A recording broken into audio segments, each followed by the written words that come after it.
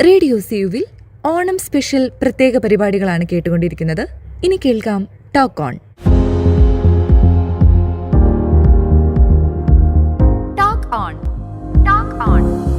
Talk ഓണിൽ പ്രശസ്ത സാഹിത്യകാരൻ ടി.ഡി. രാമകൃഷ്ണൻ സംസാരിക്കുന്നു. അവതരണം മനു വിശ്വനാഥ്, ഡിപ്പാർട്ട്മെന്റ് ഓഫ് മലയാളം.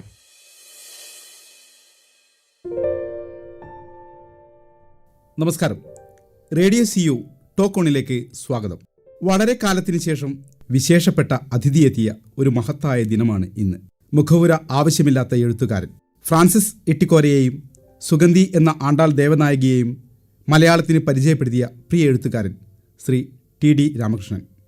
വളരെ കാലത്തിന് ശേഷം മലയാള സിനിമയിൽ ബ്ലാക്ക് ആൻഡ് വൈറ്റ് പരീക്ഷണം നടത്തിയപ്പോൾ അതിന് തിരക്കഥ ഒരുക്കിയതും ഇദ്ദേഹമായിരുന്നു. പ്രിയ എഴുത്തുകാരന് ടോക്ക് ഓണിലേക്ക് ഹൃദ്യമായ സ്വാഗതം. സന്തോഷം. മാഷിൻ്റെ എഴുത്തുകൾ ലോകത്തിൻ്റെ പല കോണിലേക്കും സഞ്ചരിക്കുന്നുണ്ട്. ട്രെയിൻ ഗാർഡ് ലൈഫ് ഈ എഴുത്തിനെ, അല്ലെങ്കിൽ ഈ എഴുത്തുകളിലെ യാത്രയെ സ്വാധീനിച്ചിട്ടുണ്ടാവുമെന്ന് നമുക്കൊക്കെ തന്നെ അറിയാവുന്നതാണ്. ഏത് ഘട്ടത്തിൽ വെച്ചാണ് യാത്രയെ എഴുത്തിൻ്റെ മുഖ്യ പരിഗണനയിലേക്ക് കൊണ്ടുപോയത്? യാത്രയായിരുന്നു ആദ്യം, എഴുത്ത് പിന്നീടേ വരുന്നത്. ഞാൻ വളരെ വൈകി എഴുതി തുടങ്ങിയ ഒരാളാണ്. മറ്റു പല എഴുത്തുകാരെ പോലെ ചെറുപ്പകാലത്ത് കാര്യമായിട്ട് ഞാനൊന്നും എഴുതിയിട്ടില്ല.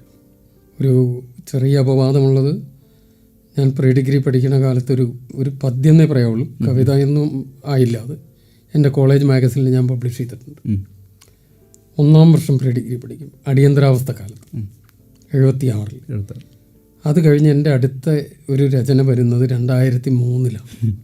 അത്ര വർഷത്തെ ഗ്യാപ്പ് എന്ന് പറഞ്ഞാൽ ഈ നേരത്തെ പറഞ്ഞതിൽ എനിക്ക് അത്ര കാര്യമായിട്ട് അതൊരു കവിത എന്നുള്ള നിലയിലൊന്നുമല്ല. അന്നത്തെ ഒരു ഇതിനെ വിധിയുന്നു. ഞാൻ 81 ഇന്ത്യൻ റെയിൽവേ ചേർന്നു, ടിക്കറ്റ് എക്സാമിനറായിരുന്നു. അന്ന് മുതലേ യാത്ര തുടങ്ങി. ഈ റെയിൽവേ ജോലി തന്നെ യാത്ര ചെയ്യാനുള്ള അവസരം കിട്ടുന്നു എന്നുള്ള പ്രലോഭനമായിരുന്നു. ആദ്യകാലത്തൊക്കെ ഇന്ത്യ മുഴുവൻ സഞ്ചരിക്കുക. ഞങ്ങൾക്ക് ഇന്ത്യയിൽ എവിടെ വേണമെങ്കിൽ പോകാനുള്ള പാസ്സൊക്കെ ഉണ്ട്. പാസ് എഴുതിയെടുക്കുക, 10-15 ദിവസത്തെ ലീവ് ഒരു കൊല്ലം കൂടുമ്പോൾ കിട്ടുന്നത് എടുത്ത് മുഴുവൻ ലക്ഷ്യമില്ലാതെ യാത്ര ചെയ്യുന്ന കാലം ഉണ്ടായിരുന്നു. അപ്പോൾ യാത്ര നന്നായി തുടങ്ങിയതാണ്. പിന്നെ വളരെ കാലത്തിന് ശേഷം 2003 ഞാൻ ഒരു നോവൽ ആൽഫ എന്ന് പറഞ്ഞ് എഴുതുന്നത്. തുടർന്നും എഴുത്തു പോകുമ്പോഴും യാത്രയുണ്ട്. യാത്രയാണ് എന്നെ സംബന്ധിച്ച് ഏറ്റവും പ്രാഥമികം. അതിൽ നിന്ന് എഴുത്തുകൾ ഉണ്ടാവുന്നു. പക്ഷേ രണ്ട് തരത്തിൽ എന്നെ സന്തോഷിപ്പിക്കുന്ന കാര്യങ്ങൾ. വ്യക്തിനിഷ്ഠമായ എഴുത്ത് എന്നതിലുപരി ലോകം നേരിടുന്ന യുദ്ധങ്ങളെയും ദുരന്തങ്ങളെയും ചൂഷണങ്ങളെയും പലപ്പോഴും നോവലുകൾ അടയാളപ്പെടുത്തിയിട്ടുണ്ട്. അത്തരത്തിലൊരു കാഴ്ചപ്പാട് രൂപീകരിക്കപ്പെട്ടത് എങ്ങനെയാണ്? ഞാൻ നേരത്തെ പറഞ്ഞ പോലെ വൈകി എഴുതി തുടങ്ങിയ ആളാണെന്ന് തോന്നുന്നു. ഡിഗ്രി ചെയ്ത് ഫിസിക്സിലാണ്. റെയിൽവേ ജോലിക്ക് കയറിയതിന് ശേഷം ഞാൻ പോസ്റ്റ് ഗ്രാജുവേഷൻ ചെയ്യുന്ന എക്കണോമിക്സിലാണ്. പിന്നെ ട്രാൻസ്പോർട്ട് എക്കണോമിക്സ് ഒക്കെ ചെയ്യുന്നു. 90കളാണ്. എൻ്റെ ഒരുവിധം വായിച്ച് തുടങ്ങുന്ന കാലം മുതൽ ഇൻ്റർനാഷണൽ പൊളിറ്റിക്സിൽ എനിക്ക് വലിയ താല്പര്യമുണ്ട്. സൂക്ഷ്മമായിട്ട് ഫോളോ ചെയ്യുന്ന ഒരാളായിരുന്നു. അപ്പോൾ അതിൽ വരുന്ന മാറ്റങ്ങൾ, പൊളിറ്റിക്കലായിട്ടുള്ള കാര്യങ്ങൾ ശ്രദ്ധിക്കുക, അതൊക്കെ ചെയ്തിരുന്നു. നമുക്കറിയാം 90കളിൽ സോവിയറ്റ് യൂണിയൻ്റെ ഒരു കൊളാപ്സ് ഒക്കെ ഞങ്ങളെപ്പോലുള്ള ചെറുപ്പക്കാരിൽ വലിയ ആഘാതം ഉണ്ടാക്കിയിരുന്നു. ഞാൻ 61 ജനിച്ച് 70കളിൽ പഠിച്ചു വളർന്ന ഒരാളാണ്. അപ്പോൾ എൻ്റെ ചെറുപ്പത്തിലൊക്കെ എൻ്റെ അച്ഛൻ വീട്ടിൽ സോവിയറ്റ് നാടെന്ന് പറഞ്ഞൊരു മാഗസിൻ കൊണ്ടുവരും. അന്ന് ആ മാഗസിൻ മാത്രമേ മിനുത്ത കടലാസിൽ അടിച്ചു വരുന്നുള്ളൂ. നമ്മുടെ ഇന്ത്യൻ മാഗസിൻസ് ഒന്നുമില്ല. അവിടെ വർണ്ണാഭമായ ചിത്രങ്ങൾ, ഒരു സ്വപ്ന സമാനമായ സോവിയറ്റ് യൂണിയൻ അതിൽ കാണാം. അപ്പോൾ അച്ഛൻ എന്നോട് പറയുന്നത് നമ്മുടെ എല്ലാ പ്രശ്നങ്ങളും അവസാനിക്കും, നമ്മുടെ നാടും ഭാവിയിൽ ഇതുപോലെയാവും. അത് വിശ്വസിച്ച് വളർന്ന ആളുകളാണ് ഞങ്ങൾ. ഞാൻ മാത്രമല്ല, വലിയൊരു തലമുറ 70കളിൽ. അതാണ് 80കളുടെ അവസാനം 90കളിലേക്ക് എത്തുമ്പോഴും സോവിയറ്റ് യൂണിയൻ കൊളാപ്സ് ആവും. നമ്മുടെ എല്ലാ പ്രശ്നങ്ങൾക്കും പരിഹാരമെന്ന് വിശ്വസിച്ചിരുന്ന ഒരു സ്വപ്നലോകം തകർന്ന് നമ്മളെയും ബാധിക്കുന്നു. അപ്പം അതിന് ശേഷം നമ്മൾ കൂടുതൽ ഒരു ദാർശനികമായ അങ്കലാപ്പിലാണ്. ഈ പ്രശ്നപരിഹാരം എന്ന് നമ്മൾ വിശ്വസിച്ചിരുന്ന സാധനം വർക്കാവുന്നില്ല. അപ്പോൾ എന്താണ് മനുഷ്യന് സംഭവിക്കുന്നത്? അല്ലെങ്കിൽ ആഹാരം, വസ്ത്രം, പാർപ്പിടം തുടങ്ങിയ മിനിമം കാര്യങ്ങളെല്ലാം കിട്ടിക്കഴിഞ്ഞാൽ എന്തുകൊണ്ട് മനുഷ്യൻ തൃപ്തനാകുന്നില്ല? വീണ്ടും പ്രശ്നങ്ങളുണ്ട്. എന്നൊക്കെ ചിന്തകൾ വരും. അപ്പം ഞാൻ ആ കാലത്ത് സോവിയറ്റ് യൂണിയന് ഈ പ്രശ്നം ഉണ്ടാകുന്ന സമയത്തും പീപ്പിൾസ് റിപ്പബ്ലിക് ഓഫ് ചൈന ഇതിനെ അതിജീവിക്കുന്നു. അപ്പോൾ അതെനിക്കൊരു അത്ഭുതമായി തോന്നി. ഞാനൊരു റിസർച്ച് ചെയ്യാനായിട്ട് ശ്രമിക്കുന്നത് 87 വരെ, 77 മുതൽ 87 വരെ 10 കൊല്ലം ചൈനയിൽ ഡെങ് സിയാവോപിങ് എന്ന് പറഞ്ഞ ഭരണാധികാരി നടപ്പാക്കിയ സാമ്പത്തിക പരിഷ്കാരങ്ങളെ പറ്റി. എന്താ വെച്ചാൽ എന്തുകൊണ്ടാണ് ഇവർ നിൽക്കുന്നതെന്ന് അറിയാൻ. നമ്മുടെ സ്വപ്ന സമാനമായ സോവിയറ്റ് യൂണിയൻ തകർന്നു പോയി. ഇപ്പുറത്ത് അതേ പ്രത്യയശാസ്ത്രം ഉപയോഗിക്കുന്നവർ പിടിച്ചു നിൽക്കുന്നത് എങ്ങനെയാണ്? ഒരു 2-3 കൊല്ലമൊക്കെ ഇത് മുന്നോട്ട് പോകുന്നുള്ളൂ. പിന്നെ എൻ്റെ തൊഴിൽപരമായിട്ടുള്ള ചില പ്രശ്നങ്ങൾ, ട്രാൻസ്ഫറുകൾ, മറ്റു പല കാരണങ്ങൾ കൊണ്ട് എനിക്കത് പൂർത്തിയാക്കാൻ പറ്റിയില്ല. അങ്ങനെയാണെങ്കിലും മനുഷ്യനെ പറ്റി എനിക്ക് ഒരുപാട് ഉൾക്കാഴ്ചകൾ തോന്നും. അതാണ് പിന്നീട് എഴുത്തിലേക്ക് എന്നെ കൊണ്ട് എത്തിക്കുന്നത്. അപ്പോൾ അങ്ങനെ എഴുത്തിലേക്ക് വന്ന ഒരാളായതുകൊണ്ട് എന്നിലേക്ക് വരുന്ന വിഷയങ്ങൾ സ്വാഭാവികമായിട്ടും അത്തരം വിഷയങ്ങളായി പോകും. ആഫ്രിക്ക, ശ്രീലങ്ക, അമേരിക്ക, യൂറോപ്യൻ രാജ്യങ്ങൾ, ഗണിതശാസ്ത്രം, ചരിത്രം, ഇത്തരത്തിൽ വായനയുടെ വലിയ ലോകം മാഷിൻ്റെ എഴുത്തുകളിൽ കാണുന്നുണ്ട്. പരന്ന വായനകൾ തന്നെയാണോ ടി ഡി രാമകൃഷ്ണൻ എന്ന എഴുത്തുകാരനെ രൂപപ്പെടുത്തിയത്? തീർച്ചയായിട്ടും. ഞാൻ വളരെ ചെറുപ്പം മുതൽ ആർത്തി പിടിച്ച് വായിക്കുന്ന ഒരാൾ. എൻ്റെ കുട്ടിക്കാലത്ത് തന്നെ വായനയിൽ കൂടിയാണ്. അതിന് പ്രധാനപ്പെട്ടൊരു കാരണം, ഞാനൊരു ആസ്മ പേഷ്യൻ്റ്. അപ്പോൾ അന്നൊന്നും ആസ്മയ്ക്ക് ഇന്നത്തെ പോലെയുള്ള മരുന്നുകളില്ല. അസുഖം വന്നാൽ നമുക്ക് കിടക്കാൻ പറ്റില്ല. പുസ്തകമാണ് ശരണം, മരുന്ന്. അപ്പോൾ എൻ്റെ അമ്മ അങ്ങനെയായിരുന്നു. ഞങ്ങൾ 2 പുസ്തകം വായനശാലയിൽ നിന്ന് കൊണ്ടുവന്ന് 2 പേരും കൂടി ഇരുന്ന് വായിക്കും. അപ്പം അന്ന് ഇന്നത്തെ പോലെയുള്ള ഇൻഹേലറുകളോ ഒന്നുമില്ല. അപ്പം ഞാൻ പോക്കറ്റിൽ ഇൻഹേലർ ഇട്ടാണ് നിങ്ങളുടെ മുമ്പിൽ ഇരിക്കുന്നത്. അന്ന് അത്തരം സൗകര്യങ്ങളില്ല. അപ്പോൾ അന്ന് തുടങ്ങിയ വായന അതേപോലെ ഇന്നും തുടരുന്നു. എന്നെ സംബന്ധിച്ചൊരു ശ്വസിക്കുന്ന പോലെയാണ് പുസ്തകങ്ങൾ വായിക്കുന്നത്. ഇൻഹേലറാണ് മറ്റൊരു തരത്തിൽ. അപ്പോൾ പിന്നെ ഞാൻ ഈ സ്കൂൾ വരെ, ഹൈസ്കൂൾ വരെ എൻ്റെ നാട്ടിലായിരുന്നു. ഞാൻ കുന്നംകുളത്താണ് ജനിച്ചത്. കുന്നംകുളം ബോയ്സ് സ്കൂളിലും ഗവൺമെൻറ് ഹൈസ്കൂൾ എരുമപ്പെട്ടി, അവിടെ നിന്നൊക്കെയാണ് ഞാൻ 10ാം ക്ലാസ് വരെ പാസ്സായി. പക്ഷേ അതിന് ശേഷം ഞാൻ 5 വർഷം ആലുവ UC കോളേജിലാണ് പഠിക്കും, പ്രീ ഡിഗ്രി. എൻ്റെ അമ്മയുടെ ചേച്ചിയുടെ അടുത്തുനിന്ന്, വല്യമ്മയുടെ അടുത്തുനിന്ന്. എൻ്റെ അമ്മ വളരെ ചെറുപ്പത്തിൽ മരിച്ചു. ഞാൻ 9ാം ക്ലാസ് പഠിക്കുമ്പോൾ മരിച്ചു. ഞാൻ വല്യമ്മയുടെ അടുത്താണ് താമസിച്ചത്. അപ്പോൾ അവിടെ താമസിക്കുന്ന സമയത്ത് എനിക്കൊരു ഗുണമുണ്ടായിരുന്നത്, ഒരു ദിവസം 5 പത്രങ്ങൾ വരുത്തുന്നൊരു വീടായിരുന്നു. 4 മലയാള പത്രങ്ങളും ഒരു ഇംഗ്ലീഷ് പത്രവും വരുത്തും. ഈ 5 എണ്ണവും വായിച്ചിട്ട് തൃപ്തിയാവാതെ, എന്താ വെച്ചാൽ ഇന്ത്യൻ എക്സ്പ്രസ് ആണ് വീട്ടിൽ വരുത്തുന്നത്. ഹിന്ദു പത്രം ഞാൻ ലൈബ്രറിയിൽ പോയിട്ടും വായിക്കുമായിരുന്നു. അപ്പോൾ ആ വായന ആണ് എന്നെ ഇത്തരം വിഷയങ്ങളിലേക്ക് എത്തിക്കുന്നത്. അതിന് സമാന്തരമായിട്ട് യാത്രകളും. ഞാൻ ഏറ്റവും അവസാനം പോയത് കഴിഞ്ഞ ജൂൺ മാസത്തിൽ ബോട്സ്വാന, സിംബാബ്വെ എന്ന് പറഞ്ഞ 2 രാജ്യങ്ങളിൽ പോയി വന്നു. അപ്പോൾ യാത്ര എന്നെ സംബന്ധിച്ച് എൻ്റെ ജീവിതത്തിൻ്റെ ഒരു ഭാഗമായിട്ടുള്ള, ഇപ്പോൾ ബോട്സ്വാനയിൽ യാത്ര ചെയ്യുമ്പോൾ അല്ലെങ്കിൽ സിംബാബ്വേയിൽ വിക്ടോറിയ ഫോൾസ് പോയി കാണുമ്പോൾ ഡേവിഡ് ലിവിങ്സ്റ്റൻ്റെ സ്റ്റാച്ചു അവിടെയുള്ള എൻ്റെ അടുത്ത് പോയി നമ്മൾ നിന്ന് വിക്ടോറിയ ഫോൾസ് കാണുന്നു. ഞങ്ങളുടെ ഗൈഡ് ഉണ്ടായിരുന്നു, ഒരു ഫ്രാൻസിസ് എന്ന് പറഞ്ഞ ഗൈഡിനോട് യാദർച്ഛികമായിട്ട് ഞാൻ പേരെന്താണ് ഫ്രാൻസിസ് എന്ന്. അപ്പോൾ എൻ്റെ കൂടെ ഒരു കൂട്ടുകാരുണ്ടായിരുന്നു. അപ്പോൾ എന്നെ അയാൾക്ക് പരിചയപ്പെടുത്തി കൊടുത്തു, ഇദ്ദേഹം കോരെ. അങ്ങനെ തമാശയായിട്ട് പോയി. അപ്പോൾ അതൊക്കെ തന്നെയാണ് നമുക്ക്. ഇപ്പോൾ വേറെ ബോട്സ്വാന മറ്റൊരു രാജ്യം, ഒരുപാട് ഡയമണ്ട്സ്. സാംബസി നദിയുടെ തീരത്താണ് ബോട്സ്വാനയും, അപ്പുറത്ത് സിംബാബ്വേയും, സാംബിയും നമീബിയും. 4 രാജ്യങ്ങളുടെ ബോർഡർ ഒരേ നദിയിൽ വരുന്നു. ആ പോയിന്റിൽ ഞങ്ങൾ പോയിരുന്നു. ഈ 2 രാജ്യങ്ങളുടെ അകത്തേക്ക് പോയുള്ളൂ. അപ്പോൾ ഈ ഫ്രാൻസിസ് എന്നേക്കാൾ പൊക്കമുള്ള ഒരാളാണ്. പക്ഷേ ആ ഫ്രാൻസിസ് പറഞ്ഞ ഒരു കാര്യം എന്നെ ഞെട്ടിച്ച് കളഞ്ഞു. ഞാൻ ചോദിച്ചു, നിങ്ങൾ ഈ ഡേവിഡ് ലിവിങ്സ്റ്റൻ്റെ സ്റ്റാച്ചുവിൻ്റെ മുമ്പിൽ നിൽക്കുകയാണ്. അപ്പോൾ ചോദിച്ചു, ഇത് കണ്ടെത്തിയ ആളാണല്ലോ, അദ്ദേഹത്തിനെ നിങ്ങൾ വളരെ റെസ്പെക്റ്റോട് കൂടി പ്രതിമ വെച്ചിരിക്കുന്നതിലൊക്കെ നന്നായി എന്ന് പറഞ്ഞു. അപ്പോൾ ഫ്രാൻസിസ് എന്നോട് തിരിച്ചു പറഞ്ഞതല്ല, എനിക്കൊരു ഉപജീവനമാർഗം എന്നുള്ള നിലയിൽ ഇത് കിട്ടാൻ കാരണം ഇദ്ദേഹം ആയതുകൊണ്ട് ഓക്കെ, അല്ലെങ്കിൽ ഇവരെയൊക്കെ പ്രതിമയൊന്നും ഞങ്ങളിവിടെ വെക്കില്ലാത്ത തല്ലി തകർക്കണമായിരുന്നു. അത് കേട്ടപ്പോൾ ഞാൻ ഞെട്ടിപ്പോയി. പ്രതിമകളൊരു രാഷ്ട്രീയമാണ്. അതെ അതെ. എട്ടിക്കോര പോലുള്ളൊരു നോവലിന് പിന്നിൽ ആഴത്തിലുള്ളൊരു ഗവേഷണം നടത്തിയതായി കാണാം. ഒരു സാഹിത്യരചനയെ സംബന്ധിച്ച് ഇങ്ങനെയുള്ള ഗവേഷണം എത്രത്തോളം പ്രാധാന്യമുണ്ട്?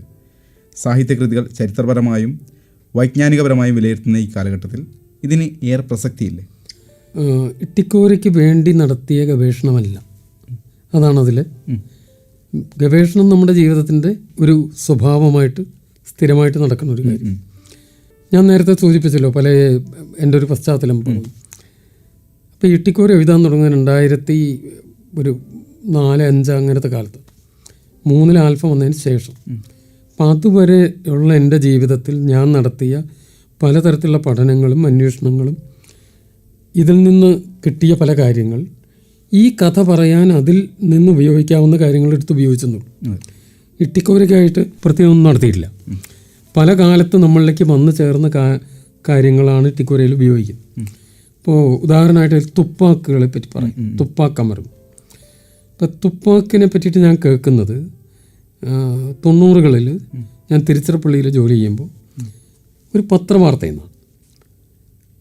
എന്താണെന്ന് വെച്ചാൽ പെറുവിൽ ലിമ എന്ന് പറയുന്ന സ്ഥലത്ത് ഒരുപാട് നയതന്ത്ര പ്രതിനിധികളെ തുപ്പാക്ക് ഗറില്ലകൾ ബന്ദികളാക്കി ഒരു സംഭവം. അന്ന് മലയാളിയായിട്ടുള്ള നിരുപമ റാവു പെറുവിൽ ഇന്ത്യയുടെ അംബാസഡർ.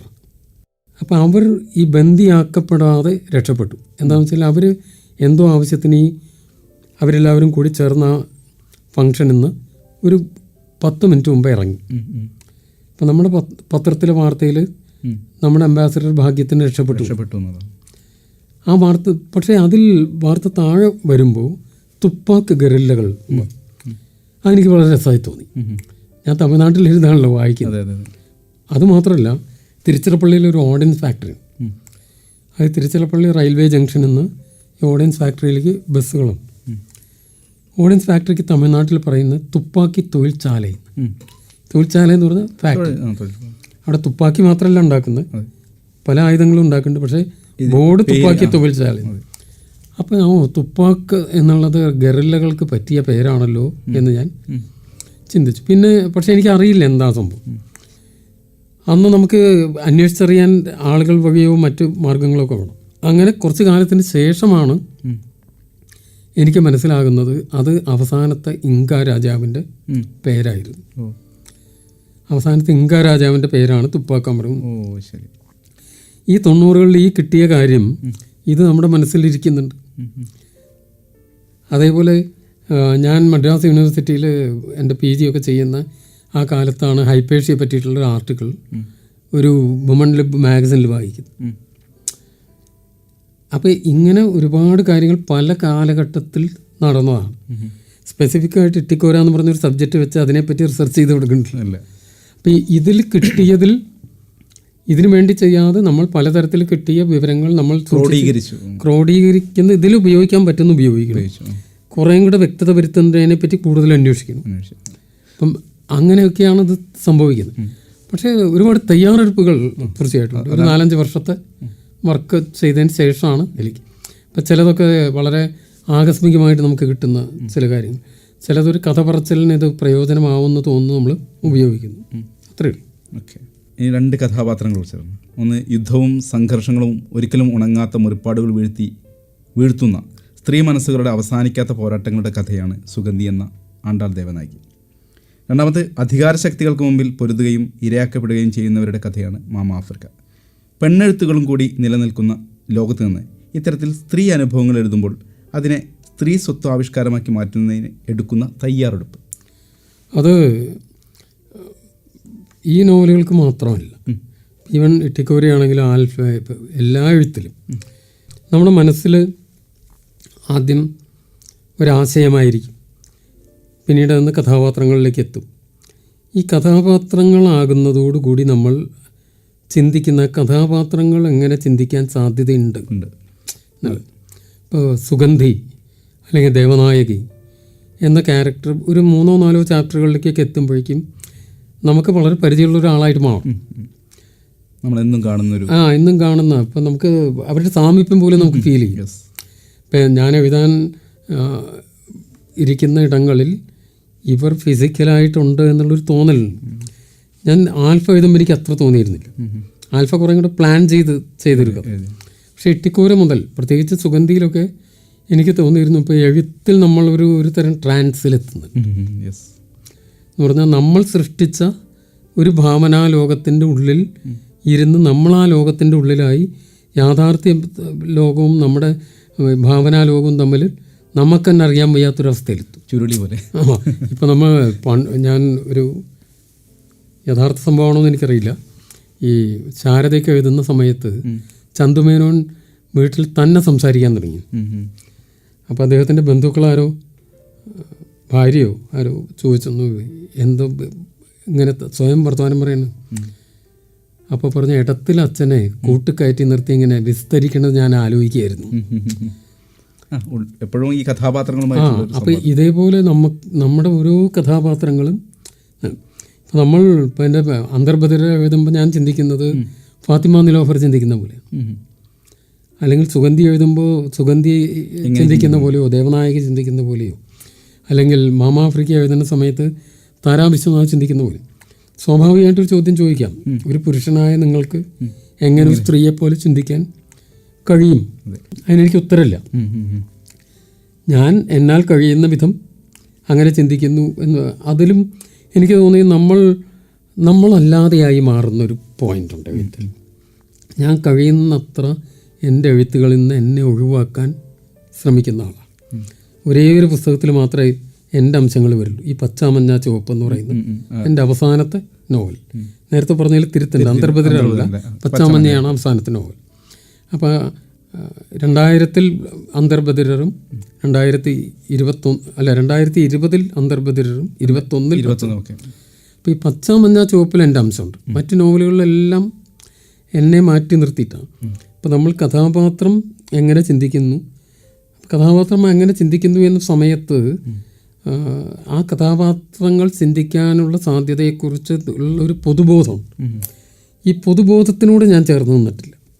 ഞാൻ മറ്റൊരു തരത്തിലാണ്. ഒരു മരണം അല്ലെങ്കിൽ കൊല്ലപ്പെടുമെന്ന് ഉറപ്പുള്ള ഒരു സമയത്ത് ഒരു മനുഷ്യൻ ചിന്തിക്കാൻ സാധ്യതയുള്ളത് അതിന്ന് ജീവൻ രക്ഷപ്പെടുത്തണം എന്ന്. ധീരയായി അല്ലെങ്കിൽ ത്യാഗോജ്വലമായി മരിച്ചു എന്നൊക്കെ പറയുന്നതൊക്കെ വെറും വ്യാജമാണെന്നുള്ള വിശ്വാസം. ഏത് ജീവിയും അവസാനത്തെ ഒരു നിമിഷത്തിൽ ജീവൻ രക്ഷപ്പെടുത്താനായിരിക്കും ശ്രമിക്കുക. അതേപോലെ എല്ലാ തരത്തിലും തൻ്റേതായിട്ടുള്ളൊരു സാധ്യതകൾ മനുഷ്യൻ ചിന്തിക്കും. അതെ. ഇപ്പോൾ ഇത് കൂട്ടിച്ചേർത്ത് പറഞ്ഞത്, ഇപ്പോൾ വയനാട് ഈ പ്രളയവുമായി ബന്ധപ്പെട്ട് അവിടെ ഒരു അമ്മയും പേരക്കുട്ടിയും തമ്മിൽ പ്രളയത്തിൽ നിന്ന് രക്ഷപ്പെട്ട് ആനയുടെ അടുത്ത് ചെയ്യുന്ന അവിടെയും അവരുടെ ജീവന് വേണ്ടിയിട്ടുള്ളൊരു, പിന്നെ തീർച്ചയായിട്ടും അത് വലിയൊരു ദുരന്തമാണ്. നമ്മൾ അടുത്ത കാലത്ത് എന്നും നമ്മുടെ സമൂഹത്തിൽ കാണാത്തൊരു ദുരന്തം, വല്ലാതെ വേദനിപ്പിച്ചൊരു ദുരന്തം. അപ്പോൾ അത്തരം ദുരന്തങ്ങളിലാണെങ്കിലും പോർമുഖങ്ങളിലാണെങ്കിലും ജീവനാണൊരു ജീവിക്ക് ഏറ്റവും വിലപ്പെട്ടത്. അത് മനുഷ്യനുള്ള ഏത് ജീവിയാണെങ്കിലും കൊല്ലപ്പെടും എന്ന് തോന്നുന്ന സമയത്ത് രക്ഷപ്പെടാനാണ്. അപ്പോൾ നമ്മുടെ പൊതുബോധം നിർമ്മിക്കുന്ന കുറേ കാര്യങ്ങളുണ്ട്. ഇവരുടെ മൊറാലിറ്റിയെ പറ്റി, ചാരിത്ര്യ ശുദ്ധിയെ പറ്റിയിട്ടൊന്നുമല്ല ചിന്തിക്കുക. രക്ഷപ്പെടുക, ജീവൻ നിലനിർത്തുക. അപ്പോൾ അത്തരത്തിൽ തന്നെയാണ് എൻ്റെ കഥാപാത്രങ്ങൾ ചിന്തിച്ചത്. എന്തുകൊണ്ട് ഇപ്പം അവർ വളരെ തീയിൽ ചാടി ആത്മഹത്യ ചെയ്തു എന്നൊക്കെ പറഞ്ഞാൽ ചിലപ്പോൾ സെലിബ്രേറ്റ് ചെയ്യപ്പെടും. എനിക്കറിയാം അവർ ചെയ്യില്ല. രക്തസാക്ഷി പരിവേഷം വരുന്നു. അവർ ചെയ്യില്ല. അവർ ചെയ്യുന്നത് ജീവൻ രക്ഷിക്കാനുള്ള ശ്രമമായിരിക്കും ചെയ്യുന്നത്. ഇപ്പോൾ ദേവനായകിയാണെങ്കിലോ ഏത് ക്യാരക്ടറാണെങ്കിലും ആദ്യം സ്വന്തം ജീവൻ്റെ സുരക്ഷ തന്നെയാണ്. അപ്പോൾ എൻ്റെ കഥാപാത്രങ്ങൾ അങ്ങനെയാണ് ചിന്തിച്ചിട്ടുള്ളത്. അപ്പം അതൊരു യാഥാർത്ഥ്യമാണെന്ന് എൻ്റെ ഒരു ബോധ്യത്തിൽ നിന്നാണ്. പിന്നെ ഇപ്പോൾ പലപ്പോഴും സെലിബ്രേറ്റ് ചെയ്യുന്ന അത്തരത്തിലുള്ള, ഇപ്പോൾ ചില കഥകളിലൊക്കെ കേട്ടിട്ടില്ലേ, സതി അനുഷ്ഠിച്ചു. ഞാൻ വിശ്വസിക്കുന്നില്ല. ജനങ്ങൾ എല്ലാവരും കൂടി ബഹളം ഉണ്ടാക്കി പിടിച്ച് തള്ളിയെടുത്തായിരിക്കുന്നതാണ് എൻ്റെ വിശ്വാസം. ഒരാൾ പോലും അത് ആക്സെപ്റ്റ് ചെയ്യുമെന്നുള്ളതാണ്. ജീവൻ വിട്ടൊരു കളിയില്ല. നമ്മളൊരു ഓണക്കാലത്താണ് സംസാരിക്കുന്നത്. മലയാളിയുടെ ദേശീയോത്സവം ഓണം എന്നൊക്കെ പറയുന്നത്. നമുക്ക് എല്ലാവർക്കും ഓണത്തെക്കുറിച്ച് ഒരുപാട് പറയാനുണ്ട്. ഒരു മലയാളി എന്ന നിലയിൽ ഓണത്തെ എങ്ങനെയാണ് ഓർത്തെടുക്കാനാവുക? ഓണത്തിനെ പറ്റി വളരെ നല്ലതും നല്ലതല്ലാത്തതുമായ ഒരുപാട് ഓർമ്മകളുണ്ട്. പറഞ്ഞാൽ ആദ്യമൊക്കെ വലിയ ദുരിതകാലത്ത് കൂടി കടന്നു പോയ ഒരാളാണ്. ആ ഓർമ്മകളൊന്നും അത്ര രസകരമല്ല. അപ്പം പലപ്പോഴും എഴുത്തുകാർ അങ്ങനെയുള്ള ആളുകൾ വളരെ മനോഹരമായ സുന്ദരമായ, എന്നെ സംബന്ധിച്ച് അത്ര സുന്ദരമൊന്നുമല്ല ഓർമ്മകൾ. പിന്നെ ചില ഓർമ്മകൾ അങ്ങനത്തെ ദുരിതം കൊണ്ടല്ല, തൊഴിൽ സംബന്ധമായ ചില സമ്മർദ്ദങ്ങളുടെ ഭാഗമായിട്ട് ഒരു ഗുഡ്സ് ട്രെയിനിൻ്റെ ബ്രേക്ക് വാനിൽ ഏറ്റവും അവസാനത്തെ ബോഗിയിൽ ഒറ്റയ്ക്ക് ഇരുന്ന് തമിഴ്നാട്ടിൽ ജനവാസമൊന്നും അധികം ഇല്ലാത്ത പ്രദേശത്ത് കൂടി യാത്ര ചെയ്ത ഓണവും എനിക്കുണ്ട്. എന്നുവെച്ചാൽ റെയിൽവേ എംപ്ലോയിയെ സംബന്ധിച്ചിടത്തോളം 24 മണിക്കൂറും ഈ ഇത് ചലിച്ചുകൊണ്ടേയിരിക്കണം. അപ്പോൾ ചലിച്ചുകൊണ്ടേയിരിക്കുക എന്നുള്ളതാണ് 27 ഡൗൺ എന്ന് പറഞ്ഞ ഫിലിമിൽ പറയണത്. ചൽ രഹിയും ആണ് റെയിലിൽ. അപ്പോൾ അതുകൊണ്ട് അങ്ങനത്തെ ഓർമ്മകളുണ്ട്. അതാണ്. പക്ഷേ ഓണം ഇപ്പോൾ പല രീതിയിൽ മാറി വരും. ഇതിൽ ചില സമയത്തൊക്കെ അതൊരു സമൂഹത്തിൽ നിലനിന്നിരുന്ന ചില അധികാര സമവാക്യങ്ങളുടെ ഭാഗമായിട്ട് അത്തരം ചില ആഘോഷങ്ങളുണ്ടാവും. ഇപ്പോൾ കുറേയും കൂടെ അത് ജനാധിപത്യവൽക്കരിക്കപ്പെടുന്നു. ഓണം അത്തം മുതൽ ഓണം വരെ ആഘോഷിക്കുന്നു. കേരളത്തിന് പുറത്തു പോയാൽ പ്രവാസികൾക്കിടയിൽ അവരുടെ ഓണാഘോഷം ഡിസംബർ വരെ ഉണ്ടാവും. എന്താണെന്ന് വെച്ചാൽ എല്ലാ ഒഴിവ് ദിവസവും അവർ ഓണാഘോഷിക്കും. ഡിസംബർ അവസാനിക്കാറാകുമ്പോഴേക്കും അത് ക്രിസ്മസ് ന്യൂ ഇയർ ആഘോഷമാവും. അങ്ങനെ കുറേ ആഘോഷിച്ച് കഴിഞ്ഞാൽ പിന്നെ വിഷു ആഘോഷം തുടങ്ങും. അങ്ങനെ പോകും. അപ്പോൾ ഓണം നമുക്ക് നൽകുന്ന ഒരു പോസിറ്റീവായിട്ടുള്ളൊരംശം കുറേയും കൂടെ എല്ലാവരുടെ ഒരു തുല്യതയെക്കുറിച്ച് ഉള്ളൊരു ബോധം നൽകുന്നു. അത് വളരെ പ്രധാനപ്പെട്ടതാണ്. മറ്റ് തമിഴ്നാട്ടിലോ മറ്റു ഇടങ്ങളിലോ ഒക്കെയുള്ള ഇതിന് സമാനമായ ആഘോഷങ്ങൾക്കൊന്നും അവകാശപ്പെടാൻ കഴിയാത്ത ആ മഹാബലിയുടെ ഒരു മിത്തിൻ്റെ ഒരു മനുഷ്യരെല്ലാവരും ഒന്നുപോലെ എന്ന് പറയുന്ന ഒരു വലിയ സങ്കല്പം, അത് കള്ളവും ചതിയുമില്ലാത്ത അല്ലെങ്കിൽ ജാതി മത വ്യത്യാസമില്ലാത്ത ആ ഒരു സങ്കല്പം ഉദാത്തമാണ്. പക്ഷേ നിർഭാഗ്യവശാൽ ഈ സങ്കല്പത്തിനെ പറ്റി പാടി പുകഴ്ത്തുന്ന സമയത്തും മനുഷ്യർ ഒരുപോലെ ആയിരുന്നില്ല. പല തട്ടുകളിലായി ജാതിയുടെയും മതത്തിൻ്റെയും വേർതിരിവുകളിലൂടെ പലതരത്തിലുള്ള ഉച്ചനീചത്വങ്ങളിലൂടെ ഒക്കെ തന്നെയാണ് കേരളീയ സമൂഹം. ഈ ആഘോഷത്തിനായി പറയുന്ന പാട്ടുകളൊന്നും പ്രയോഗത്തിൽ വരുന്നില്ല. പക്ഷേ അത് കുറേയും കൂടെ ഇപ്പോഴാണ് സംഭവിക്കുന്നത്. എന്നുവെച്ചാൽ ഇപ്പോൾ കുറച്ചുകൂടെ അത്തരം ഇതിൽ നിന്ന് നമ്മൾ മാറി തുടങ്ങി. സ്റ്റിൽ ഇതിൻ്റെ ഉള്ളിൽ മലയാളിയുടെ ജാതിബോധം ഉള്ളിലാണ് ഇപ്പോൾ പ്രവർത്തിക്കുന്നത്, പുറത്തേക്കല്ല. ഇപ്പോൾ ഇന്ത്യയിലെ മറ്റ് സംസ്ഥാനങ്ങളിൽ ചെല്ലുമ്പോൾ പുറത്തേക്കാണെങ്കിൽ മലയാളിയുടെ ഉള്ളിലേക്കാണ്. പക്ഷേ അത് പൂർണ്ണമായി തുടച്ചു നീക്കപ്പെട്ടിട്ടില്ല. അപ്പോൾ ഈ ഓണത്തിനെ അതിൻ്റെ എല്ലാ യഥാർത്ഥത്തിൻ്റെ സ്പിരിറ്റിൽ നമ്മൾ ആഘോഷിക്കുന്ന ഇത് എത്തുക എന്ന് പറഞ്ഞാൽ എല്ലാ തരത്തിലുള്ള ഉച്ചനീചത്വങ്ങളും മാറ്റി നിർത്തി ജാതി മത വ്യത്യാസമില്ലാതെ മലയാളികൾക്ക് പരസ്പരം ബഹുമാനിക്കാവുന്ന ഒരവസ്ഥയിലേക്ക്. ഇപ്പം നമുക്കുള്ള ഒരു പ്രശ്നം എന്താണെന്ന് വെച്ചാൽ നമ്മൾ അപരവൽക്കരിച്ചിട്ട് ആളുകളെ അകറ്റുന്ന പോളറൈസ് ചെയ്യുന്നതിൽ മിടുക്കന്മാരാണ്, ചേർത്ത് നിർത്തുന്നതിൽ അത്ര മിടുക്കന്മാരല്ല. മറ്റോ ജാതിയുടെയോ മതത്തിൻ്റെയോ മറ്റെന്തെങ്കിലും തരത്തിലുള്ള കാരണങ്ങളോ പറഞ്ഞ് നമ്മളിൽ ഒരാളെ അകറ്റാൻ, ഒരാളോട് വെറുപ്പുണ്ടാക്കാൻ എളുപ്പമാണ്. പക്ഷേ അതിന് വ്യത്യസ്തമായി എല്ലാവരെയും ഒറ്റക്കെട്ടായി നിർത്തുന്ന ഒരു ബോധത്തിലേക്ക് ഓണം വലിയൊരു സാധ്യതയാണ്. ഓണം അതിൻ്റെ ട്രൂ സ്പിരിറ്റിൽ എല്ലാവരും അതേപോലെ തന്നെ മനസ്സിലാക്കി ആ രീതിയിൽ അതിലേക്ക് ചേരുകയും ചെയ്താൽ പറ്റുന്നു. പക്ഷെ അരമനസ്സോടും കാൽ മനസ്സോടും കൂടി ആയിരിക്കും മൊത്തമായി അതിലേക്ക് എത്തേണ്ടിയിരുന്നു. ഇന്നല്ലെങ്കിൽ നാളെ എത്തുന്നതാണ് പ്രതീക്ഷ. ആ പ്രതീക്ഷയാണല്ലോ നമ്മളെ മുമ്പോട്ട് കൊണ്ടുപോകുന്നത്. സ്വാഭാവികമായിട്ടും ഒരു എഴുത്തുകാരനെ സംബന്ധിച്ച് ഓണം അദ്ദേഹത്തിൻ്റെ എഴുത്തിനെ സ്വാധീനിക്കുന്ന ഒന്നാണ്.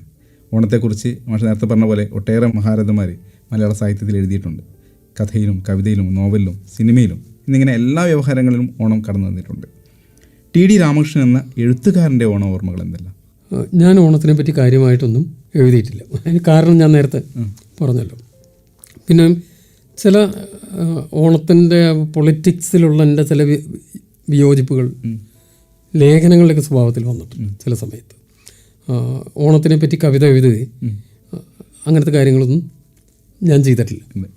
അതിന് കാരണം എന്താണെന്ന് വെച്ചാൽ ജീവിതത്തിലുള്ളൊരു പൊള്ളുന്ന ചില യാഥാർത്ഥ്യങ്ങളുടെ ഉള്ളിൽ കൂടി ജീവിച്ച് വന്നുകൊണ്ടായിരിക്കാം അത്തരത്തിലുള്ള എഴുത്തുകൾ എന്നെ സംബന്ധിച്ച് വന്നിട്ടില്ല, വളരെ കുറവാണ്.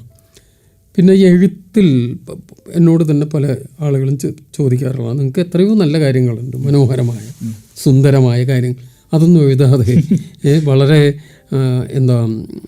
വയലൻസ് മായി ബന്ധപ്പെടുന്ന കാര്യങ്ങൾ അല്ലെങ്കിൽ ദുരിതമയമായ കാര്യങ്ങൾ, ഇതിനെക്കുറിച്ച് കൂടുതൽ നമ്മൾ അങ്ങനത്തെ ഒരു കാലത്ത് കൂടി കടന്നു പോകുന്നുണ്ട്.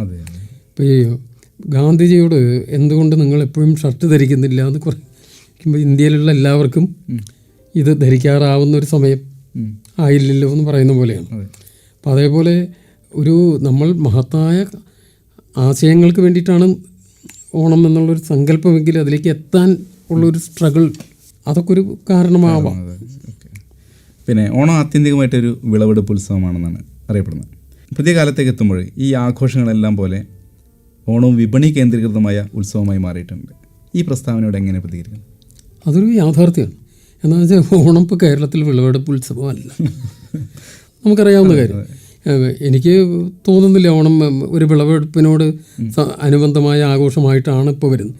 ഓണം കേരളത്തിനെ സംബന്ധിച്ച് കച്ചവടത്തിൻ്റെ വിപണിയുടെ ഉത്സവം തന്നെ. ഇപ്പോൾ ഗ്ലോബലൈസേഷന് ശേഷമുള്ളൊരു കാലം, ഇപ്പോൾ 90-കൾക്ക് ശേഷം സോവിയറ്റ് യൂണിയൻ്റെ കൊളാപ്സ് മാത്രമല്ല, ഗ്ലോബലൈസ് തുടക്കം മുതൽ സമൂഹത്തിലേക്ക് വിപണി വലിയ തോതിൽ.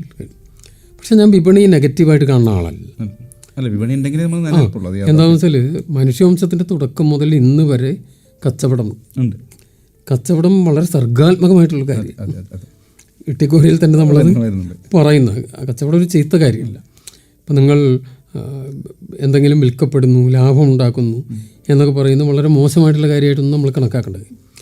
പക്ഷെ കച്ചവടത്തിന് ഈ ലാഭം ഉണ്ടാക്കാൻ വേണ്ടി ഉപയോഗിക്കുന്ന തന്ത്രങ്ങൾ ഹിംസാത്മകമാകുമ്പോൾ നമുക്ക് അതിനോട് വിയോജിക്കേണ്ടി വരും, അത്രയേ ഉള്ളൂ.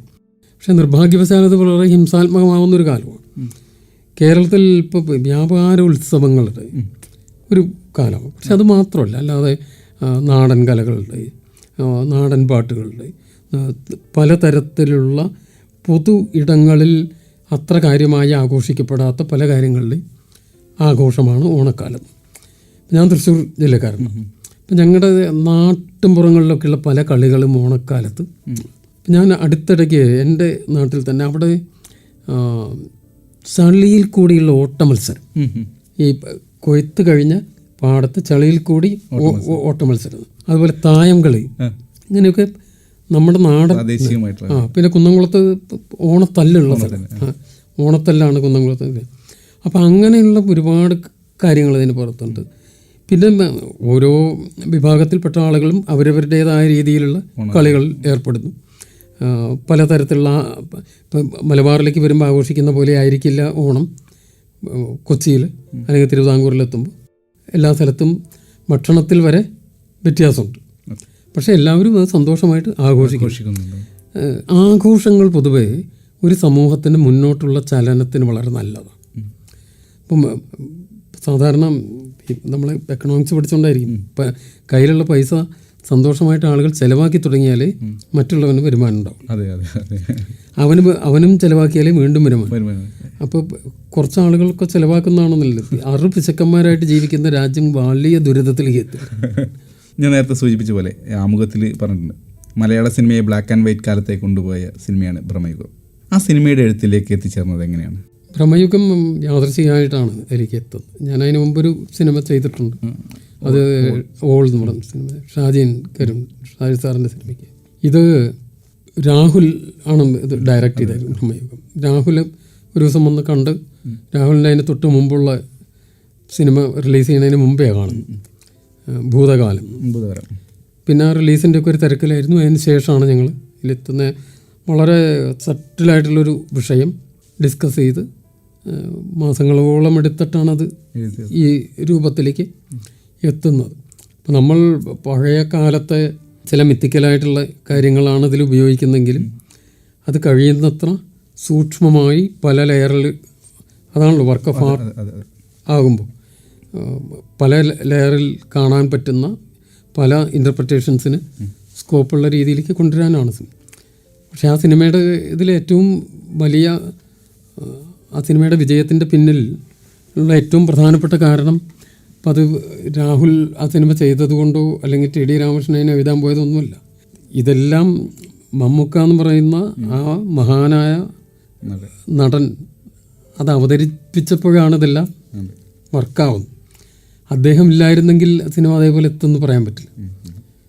നമ്മളൊക്കെ ഇത്ര പിന്നെ അപ്പോൾ അതുല്യനായ മമ്മൂക്കയുടെ കഴിവ് തന്നെയാണ് അതിൽ പ്രധാനം.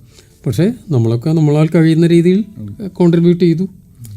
അത് നല്ല രീതിയിലെത്തി, കാണികൾക്ക് ഇഷ്ടപ്പെട്ടു, വലിയ സന്തോഷമുണ്ട് അതിനകത്ത്. അപ്പം അതിൽ ഈ ഭ്രമയുഗത്തിൽ പറയുന്ന കാര്യങ്ങൾ ധാരാളം ചർച്ച ചെയ്യപ്പെട്ടു. അതാ പിന്നെ രാഹുൽ ഒരു ബ്രില്യൻ്റ് ഡയറക്ടറാണ്. അതിൻ്റെ പ്രൊഡ്യൂസറും അത് രാമചന്ദ്ര ചക്രവർത്തി എന്ന് പറഞ്ഞ ഒരു തെലുങ്ക് പ്രൊഡ്യൂസറാണ്. അയാളും സിനിമയെക്കുറിച്ച് നല്ല ഒരു വിഷനുള്ള ആളാണ്. അതുകൊണ്ടൊക്കെയാണ് ആ സിനിമ ആ രീതിയിൽ സംഭവിച്ചത്. പക്ഷേ അതിൽ ഏറ്റവും കൂടുതൽ നന്ദി പറയേണ്ടത് ഈ സിനിമയുടെ ഇപ്പം ബ്ലാക്ക് ആൻഡ് വൈറ്റിൽ എടുക്കണു, ആകെ 3-4 കഥാപാത്രങ്ങൾ മാത്രം, അങ്ങനത്തെ ഒരു വിഷയം ഇതിനെ വിജയിപ്പിച്ച കേരളത്തിലെ പ്രേക്ഷകരാണ്. ഞങ്ങൾക്ക് എല്ലാവർക്കും ഇതെങ്ങനെ പ്രേക്ഷകർ സ്വീകരിക്കുന്നുള്ള കാര്യത്തിൽ ആദ്യത്തെ ദിവസത്തെ ആദ്യത്തെ ഷോ വരെ ഒരു ആങ്സൈറ്റി ഉണ്ട്. പക്ഷേ നമ്മളെ ഞെട്ടിപ്പിച്ചുകൊണ്ട് പ്രേക്ഷകർ അത് സ്വീകരിച്ചിട്ടുണ്ട്. പ്രേക്ഷകരിൽ ഞങ്ങൾക്ക് വിശ്വാസം ഉണ്ടായിരുന്നു. പക്ഷേ എങ്ങനെയായിരിക്കും റിസൾട്ട് എന്ന് വന്നാലേ പറയാൻ പറ്റും. ആ പ്രതീക്ഷയ്ക്ക് ഒത്തുയര് മാത്രമല്ല അതിനപ്പുറത്തെത്തിയ പ്രേക്ഷകർ. അപ്പം ഞാൻ എപ്പോഴും സാധാരണ ലിറ്ററേച്ചറിൽ പറയുന്ന കാര്യം എന്താ പറഞ്ഞാൽ നമ്മൾ വായനക്കാരുടെ സെൻസിബിലിറ്റി ഒട്ടും കുറച്ച് കാണരുത്. അവർ ഏത് ഇൻ്റർനാഷണൽ വിഷയവും സ്വീകരിക്കാൻ പ്രാപ്തരാണ് മലയാളികളായിട്ടുള്ള വായനക്കാർ. അവരുടെ ചിന്തകളും അവരുടെ അറിവും അഭിരുചികളും ഒക്കെ ആ ലെവലിൽ അതേപോലെ തന്നെയാണ് സിനിമയിൽ. അപ്പോൾ ആ വിശ്വാസത്തിന് അപ്പുറത്തേക്ക് അവർ പോയി. ബ്രഹ്മയുഗത്തിൻ്റെ എല്ലാ വ്യക്തികൾക്കും അതിൽ ഏറ്റവും കൂടുതൽ കടപ്പാടും നന്ദിയും പ്രേക്ഷകരോട് തന്നെയാണ്. അത് കേരളത്തിൽ മാത്രമല്ല, ഇപ്പം തമിഴ്നാട്ടിൽ, ആന്ധ്രയിൽ, പലയിടത്തും. എനിക്ക് തമിഴ്നാട്ടിൽ ഒരുപാട് സുഹൃത്തുക്കളുള്ളതുകൊണ്ട് ബ്രഹ്മയുഗം വന്നപ്പോൾ ഇവർ പലരും എന്നെ വിളിച്ച് നമ്മളെ ഞെട്ടിപ്പിക്കുന്ന തരത്തിൽ 10-15 മിനിറ്റ് വിശദമായിട്ട് സംസാരിച്ചു. വലിയ സന്തോഷം തോന്നി. ഒന്ന് ഇനി അടുത്തൊരു ഡയലോഗാണ്. ഇരുമ്പാണി തട്ടി മുളയാണി വെച്ച് പൊൻകാരം കൊണ്ട് ചുരുക വിളക്കാൻ കൊല്ലന് 16 പൊൻപണം കൊടുത്തവൻ ചന്തു. മാറ്റച്ചുരുക ചോദിച്ചപ്പോൾ മറന്നുപോയെന്ന് കള്ളൻ പറഞ്ഞവൻ ചന്തു. ഒരു വടക്കൻ വീരകഥ സിനിമയിൽ MT എഴുതിയ സംഭാഷണങ്ങൾ ഇന്നും മലയാളികളുടെ മനസ്സിലുണ്ട്. ഭ്രമയുഗത്തിലേക്ക് വരുന്ന സമയത്ത് വളരെ കാലത്തിന് ശേഷം എൻ്റെ മനക്കിലേക്ക് വിശേഷപ്പെട്ട അതിഥിയെത്തിയ മഹത്തായ ദിവസം. ഇത് ഭ്രമയുഗ കലിയുഗത്തിൻ്റെ ഒരു അപഭ്രംശം. ഇത്തരത്തിൽ സാഹിത്യമായ സംഭാഷണങ്ങൾ വളരെ യാദൃച്ഛികമായി സംഭവിച്ചതാണ്. അത്ര യാദൃച്ഛികമൊന്നുമില്ല. ഓരോ സംഭാഷണത്തിൻ്റെ പുറത്തും ഒരുപാട് ദിവസത്തെ അധ്വാനമുണ്ട്. എന്ന് പറഞ്ഞാൽ ഒരേ ഡയലോഗ് നമ്മൾ ഒരു 5-8 തരത്തിൽ എഴുതി നോക്കിയിട്ടുണ്ട്. എന്നിട്ടത് ഏറ്റവും ഇതിന് സ്യൂട്ടബിളാകുന്ന ഒരു രീതിയിലേക്ക് നമ്മൾ എത്തുകയാണ്. കഴിയുന്നത്ര മിതത്വം പാലിക്കാൻ ശ്രമിച്ചിട്ടുണ്ട്. കുറച്ച് കാര്യങ്ങൾ പറഞ്ഞ് കൂടുതൽ തോന്നിപ്പിക്കുക എന്ന ഇതാണ് ഉപയോഗിച്ചിട്ടുള്ളത്. പോലെ അത് സ്വാഭാവികമാവുകയും വേണം, അസ്വാഭാവികമാവരുതില്ല. ഇപ്പം ഇത് ഭ്രമയുഗമാണ്, കലിയുഗത്തിൻ്റെ ഒരു അപഭ്രംശം എന്ന് പറയുമ്പോൾ കിട്ടുന്ന ഒരു ഡെപ്ത് ഉണ്ടല്ലോ അതിനകത്ത്. അതുപോലെ അതിനകത്തൊരു ഡയലോഗ് ദൈവത്തെ ഒരുപാട് ഡയലോഗുകൾ, ധാരാളം ഡയലോഗുകൾ. മിക്ക ഡയലോഗുകളും ഇതേപോലെ കൂടുതൽ ഇംപ്രവൈസ് ചെയ്തിട്ടാണ് ചെയ്തിട്ടുള്ളത്. പക്ഷേ ചില ഡയലോഗൊക്കെ ചിലപ്പം ഓട്ടോമാറ്റിക്കായിട്ട് ഒറ്റ സെക്കൻഡിൽ നമ്മളിലേക്ക് വന്നതും കൂടുതലൊന്നും ചെയ്യേണ്ട വരാത്ത ഡയലോഗുകളും. അങ്ങനെ വന്നതുപോലും വീണ്ടും ഓപ്ഷൻസ് ഉണ്ടോ നമ്മൾ നോക്കിയിട്ടുണ്ട്. അപ്പോൾ ചിലപ്പോൾ ഫസ്റ്റ് നമ്മുടെ കയ്യിലേക്ക് വരുന്ന ഡയലോഗ് കറക്റ്റ് ആയിരിക്കും, പക്ഷേ കൂടുതൽ നന്നാക്കാൻ പറ്റുമോ എന്ന് വീണ്ടും നോക്കി ചിലപ്പോൾ അതിൽ തന്നെ എത്തിയതുകൊണ്ട് കഴിയുന്നത്ര കുറച്ച് വാക്കുകളിൽ കൂടി കൂടുതൽ കാര്യങ്ങൾ പറയാൻ ശ്രമിക്കുക, സ്വാഭാവികമാക്കാൻ ശ്രമിക്കുക, കേൾക്കുന്നവനെ ചിന്തിക്കാൻ പ്രേരിപ്പിക്കുക. അധികാരമില്ലാത്തവർക്ക് കയ്യിൽ വെച്ചിരിക്കുന്നത് ഒരു രസമെന്നൊക്കെ പറയുന്ന ഡയലോഗ് ഞാൻ അതേപോലെ അങ്ങനത്തെ ഉണ്ട്. പിന്നെ ചില ഡയലോഗുകൾ അതിൻ്റെ പൂർണ്ണാർത്ഥത്തിൽ കാണികളിലേക്ക് എത്തിയിട്ടുണ്ടോയെന്നും സംശയം. കുറേ എത്തിയിട്ടുണ്ടാവും ചിലത്. ഇപ്പോൾ അത് ഒരു ഉദാഹരണത്തിന് ബാണഭട്ടൻ വലിയ പാരമ്പര്യമാണല്ലോ എന്ന് ചോദിക്കുന്നവരുടെ അങ്ങനത്തെയൊക്കെ ചില ഡയലോഗ്. അപ്പം അത് പൂർണ്ണമായിട്ട് ഉൾക്കൊള്ളണമെങ്കിൽ ഈ ബാണനും ബാണഭട്ടനും ഒക്കെ ആരാണെന്ന് അറിയുന്നവർക്കാണ് അതിൻ്റെ ലെയറിൽ പോകാം. എന്നാൽ അതറിഞ്ഞു പോയ ആളുകളുടെ കയ്യിൽ നിന്ന് നമുക്ക് നല്ല റെസ്പോൺസ് വന്നിട്ടുണ്ട്. എന്തായാലും എനിക്ക് വലിയ സന്തോഷം തോന്നിയ ഒരു സിനിമയാണ്. എനിക്ക് മാത്രമല്ല, ഇത് ഹോൾ ബ്രഹ്മയുഗം ടീമിൽ ഓരോരുത്തർക്കും സന്തോഷം തോന്നിയ സിനിമ. ഇപ്പോൾ മമ്മൂക്കൊക്കെ ആണെങ്കിലും രാഹുലാണെങ്കിലും അതിൻ്റെ മ്യൂസിക് ചെയ്ത ക്രിസ്റ്റോ, ക്യാമറ ചെയ്ത ഷഹനാദ് എല്ലാം ഗംഭീരമായി. ഇപ്പോൾ ബ്ലാക്ക് ആൻഡ് വൈറ്റിൽ തന്നെ അത്ഭുതപ്പെടുത്തുന്ന സിനിമാറ്റോഗ്രാഫിയാണ് ബ്രഹ്മയുഗം. അതുപോലെ രാഹുൽ അതിൻ്റെ ഓരോ സെക്കൻഡും സിനിമ തുടങ്ങുന്ന അവസാനത്തെ ഓരോ സെക്കൻഡ് വരെയുള്ള കാര്യങ്ങൾ അത്ര കൃത്യമായിട്ട് പ്ലാൻ ചെയ്തിട്ടാണ് ചെയ്തേക്കുന്നത്. ഗംഭീരമായിട്ട്. ഈവൻ ആകെ 1-2 സീനിൽ വരുന്ന ആ യക്ഷിയുടെ വേഷത്തിൽ വരുന്ന അമൽദ വരെ വളരെ ഭംഗിയായിട്ട് ചെയ്തു. ഒരു സിനിമ നന്നാവുന്നത് അതിലെല്ലാ ആളുകളും 100% അവർക്ക് ചെയ്യാൻ പറ്റുന്നതിൻ്റെ അപ്പുറത്തേക്ക് ചെയ്യുമ്പോഴാണല്ലോ. അത് സംഭവിച്ചു. അത് പ്രേക്ഷകരെ ഏറ്റെടുത്തു. പ്രേക്ഷകരുടെ കയ്യിൽ നിന്ന് നല്ല റെസ്പോൺസ് കിട്ടി. എല്ലാവരും അതിൻ്റെ ഒരു സന്തോഷമുണ്ടല്ലോ. ഒരു അവസാന ചോദ്യം, നേരത്തെ മാഷ് പറഞ്ഞ കാര്യമാണ്, എഴുത്തിലൂടെ ചെറുപ്പക്കാരെ വഴിതെറ്റിക്കുന്നു എന്നൊരു വിമർശനം കേട്ടതായിട്ട് മാഷ് എപ്പോഴും പറയാറുണ്ട്. ഈ വിമർശനത്തെ എങ്ങനെയാണ് നേരിടുന്നത്? അല്ല, അത് ഇട്ടിക്കോരയൊക്കെ വന്ന കാലത്ത് പറയുന്നതാണ്. എന്ന് പറഞ്ഞാൽ ഇട്ടിക്കോരയുടെ ആദ്യത്തെ ചാപ്റ്റർ cannibals.com. അപ്പോൾ ഇതെന്തോ നരമാംസ ഭോജനം പ്രചരിപ്പിക്കാൻ, കാനിബോളിസം പ്രചരിപ്പിക്കാൻ എഴുതിയ പുസ്തകമാണെന്നൊക്കെ പലരും പുസ്തകം മുഴുവൻ വായിക്കാതെ കണ്ടും വായിച്ചിട്ട് മുഴുവൻ അത് പിടികിട്ടാത്തവരൊക്കെയാണ് അങ്ങനെ പറഞ്ഞു. അതിൽ ചിലർ പറഞ്ഞു ഇതൊക്കെ ചെറുപ്പക്കാരെ വലിയ തോതിൽ വഴിതെറ്റിക്കും എന്ന് പറഞ്ഞവരുണ്ട്. അപ്പോൾ ഇതിനെയൊക്കെ നമ്മൾ വളരെ തമാശയായിട്ടാണ് കാണുന്നത്. എന്താണെന്ന് വെച്ചാൽ ചെറുപ്പക്കാരെ വഴിതെറ്റിക്കുമെന്നുള്ള ആരോപണം നേരിട്ട വലിയ ചിന്തകൻ സോക്രട്ടീസ്. അപ്പോൾ സോക്രട്ടീസിനെതിരെ ഉയർന്ന തരത്തിലുള്ള ആരോപണമാണല്ലോ. അപ്പോൾ എനിക്കും വലിയ സന്തോഷം തോന്നി കേട്ടപ്പോൾ. ചെറുപ്പക്കാരെ സ്വാധീനിക്കാൻ കഴിയുന്നുണ്ടല്ലോ. അതെ, തീർച്ചയായും തീർച്ചയായും. അതെ, ഈ പറയുന്നത് നമ്മളെ ക്രിട്ടിക്കലായിട്ടാണ് പറയുന്നതെങ്കിൽ അതൊരു കോംപ്ലിമെൻ്റ് ആയിട്ടാണ് ഞാൻ. അപ്പം നമ്മുടെ പുസ്തകത്തിന് ചെറുപ്പക്കാരിൽ ഒരു ചലനം ഉണ്ടാക്കാൻ ഞാൻ എഴുതുന്ന സമയത്ത് എനിക്ക് ടാർഗറ്റ് റീഡറുണ്ട്. ആ റീഡർ എൻ്റെ പ്രായത്തിലുള്ളവരോ വളരെ പണ്ഡിതന്മാരോ ഒന്നുമല്ല. ഈ സമൂഹത്തിലെ ഏറ്റവും ചെറുപ്പക്കാരികളായിട്ടുള്ള ആളുകളാണ് എൻ്റെ വായനക്കാർ. അവരെ തന്നെ ടാർഗറ്റ് ചെയ്തിട്ടാണ് അവരേക്ക് വായിക്കാവുന്ന തരത്തിലാണ് എഴുതുന്നത്.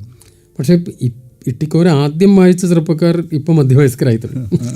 എന്ന് പറഞ്ഞാൽ ഇട്ടിക്കോര വന്നിട്ട് ഇപ്പോൾ 10-15 വർഷമാവും. അവർ എനിക്കിപ്പോഴും ഓർമ്മയുണ്ട്, അന്ന് ഒരു 20-22 വയസ്സുകാരൊക്കെ ഇത് വായിച്ച് എന്നോട് റെസ്പോണ്ട് ചെയ്തു. അവർക്കിപ്പോൾ 10-37 വയസ്സായിട്ടുണ്ടോ. പക്ഷേ അതിൽ സന്തോഷം എന്ന് വെച്ചാൽ അടുത്തൊരു തലമുറ ചെറുപ്പക്കാരത് വായിക്കുന്നു. ഇപ്പോഴും നല്ല രീതിയിൽ വായിക്കപ്പെടുകയും റെസ്പോൺസ് കിട്ടുകയും ചെയ്യുന്നു. പൊതുവെ പുസ്തകങ്ങൾ നന്നായിട്ട് വായിക്കപ്പെടുന്ന ഒരു കാലമാണ്. ഇപ്പോൾ ഈ വായന മരിക്കുന്നു എന്ന് ഞാൻ വിശ്വസിക്കുന്നു. അത് തെറ്റായ പ്രയോഗമാണ്. പിന്നെ തെറ്റായ വായിക്കുന്നുണ്ട്, ധാരാളം വായിക്കുകയും. പക്ഷേ പുതിയ ചെറുപ്പക്കാരുടെ ഒരു പ്രത്യേകതയായിട്ട് ഞാൻ കണ്ടത് ഒരു പോസിറ്റീവായിട്ടുള്ളൊരു അവരത് വായിക്കുന്നു. വായിക്കുക മാത്രമല്ല, അതിനോട് നന്നായിട്ട് റെസ്പോണ്ട് ചെയ്യുന്നു. വളരെ നല്ലൊരു കാര്യമാണ്. മുൻകാലങ്ങളിൽ ഇപ്പോൾ വായനയുടെ ഗംഭീര കാലം എന്ന് പറയുന്നത് 70-80കളിലൊക്കെ എഴുത്തുകാരൻ്റെ അടുത്തേക്ക് പോകാൻ ധൈര്യം ഉണ്ടായിരുന്നില്ല വായനക്കാർ. അങ്ങനെ അകലെ ഞാൻ പുസ്തകം വായിച്ച മൂന്നേട്ടനൊക്കെ അകലെ നിന്ന് ഇങ്ങനെ നോക്കിയിട്ടുണ്ട്, അടുത്ത് പോയി സംസാരിക്കാൻ ധൈര്യം. ഇപ്പം എൻ്റെ പുസ്തകം വായിക്കണേ ഇവിടെ യൂണിവേഴ്സിറ്റിയിലോ കോളേജിലോ പഠിക്കണ ഏതെങ്കിലും കുട്ടിയാണെങ്കിൽ അത് വായിച്ചു കഴിഞ്ഞ് പറഞ്ഞ് സാർ എന്ന് പറഞ്ഞാൽ അടുത്തേക്ക് വരികയും സംസാരിക്കുകയും ഇതിനോട് എന്തെങ്കിലും അത് ഇന്ന ഭാഗം ശരിയായില്ല കേട്ടോ, അത് ഇങ്ങനെയാവായിരുന്നു എന്നാലും ഇട്ടിക്കൊരു ക്ലൈമാക്സ് വേറെ ഒത്തിരി കൂടി ഒന്ന് ഉഷാറാക്കായിരുന്നില്ലേ എന്നൊക്കെ ചോദിക്കുന്നു. സന്തോഷമാണ് അത് അവർ വായിക്കുന്നുണ്ടല്ലേ. അവർ ഈ വായനക്കാരനും എഴുത്തുകാരനും തമ്മിലുള്ള അകലം വളരെ കുറഞ്ഞു. അപ്പം ഞാൻ നേരത്തെ ഒരു ചടങ്ങിൽ സംസാരിച്ച പോലെ എനിക്ക് ഏറ്റവും പ്രതീക്ഷയുള്ളത് ചെറുപ്പക്കാരിൽ. അവരാണ് നമ്മുടെ സമൂഹത്തിനെ മുന്നോട്ട് കൊണ്ടുപോകേണ്ടവരും കൊണ്ടുപോകുന്നവരും. അവർ മുൻകാലങ്ങളിലുള്ള അതേ കാലത്ത് ഉണ്ടായിരുന്നവരെക്കാൾ കൂടുതൽ കോൺഫിഡൻസ് ഉള്ളവർ, ആത്മവിശ്വാസമുള്ളവരാണ്. ഏത് മേഖലയിലായാലും ലോകത്തിലെ ഏറ്റവും മികച്ചവരാകാൻ തങ്ങൾക്ക് കഴിയുമെന്ന് തെളിയിക്കുന്ന ഒരു ജനറേഷൻ. ഇന്ത്യക്കാരനും മലയാളി അത്ര പുറകിലൊന്നുമല്ല. നിങ്ങൾ ടെക്നോളജി എടുത്തോളൂ, സയൻസ് എടുക്കൂ, കായിക രംഗം, ഏത് മേഖല എടുത്തു അതിൻ്റെ മുകളിൽ ഇന്ത്യക്കാരായിട്ടുള്ള കുറച്ച് ചെറുപ്പക്കാരുടെ പേര് കാണും. 10 ടെക്നോളജി കമ്പനികൾ എടുത്താൽ 5 MNCസിൻ്റെ മുകളിൽ ഇന്ത്യൻ ഒറിജിൻ ആളാണ് പല മേഖലകളിൽ. അതുകൊണ്ട് എന്തെങ്കിലും പ്രതീക്ഷ നമുക്കുണ്ടെങ്കിൽ അത് നമ്മുടെ ചെറുപ്പക്കാരിലും ചെറുപ്പക്കാരികളിലുമാണ്. അവർ ഒരു സംശയവും വേണ്ട, നമ്മളെ കൂടുതൽ കൂടുതൽ ഉയരങ്ങളിലേക്ക് തന്നെ കൊണ്ടുപോകും. അവരാണ് എൻ്റെ ടാർഗറ്റ് റീഡർ. ഓക്കെ, ഇട്ടിക്കോരയെയും സുഗന്ധിയെയും ഒക്കെ മലയാള സാഹിത്യ ലോകത്തിന് സമ്മാനിച്ചതിന്, പ്രമേഹത്തിലെ പോലെ മലയാളി എന്നും ഓർത്തു വെക്കുന്ന സംഭാഷണങ്ങൾ നൽകിയതിന് നന്ദി രേഖപ്പെടുത്തിക്കൊണ്ട് ഭാവി എഴുത്ത് ജീവിതത്തിന് എല്ലാവിധ ആശംസകളും നേരുന്നു. ഹൃദ്യമായ ഓണാശംസകൾ. Thank you very much. നന്ദി, നമസ്കാരം.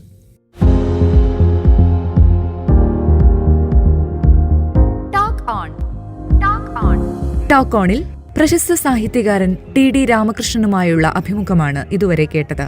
അവതരണം മനു വിശ്വനാഥ്, ഡിപ്പാർട്ട്മെന്റ് ഓഫ് മലയാളം.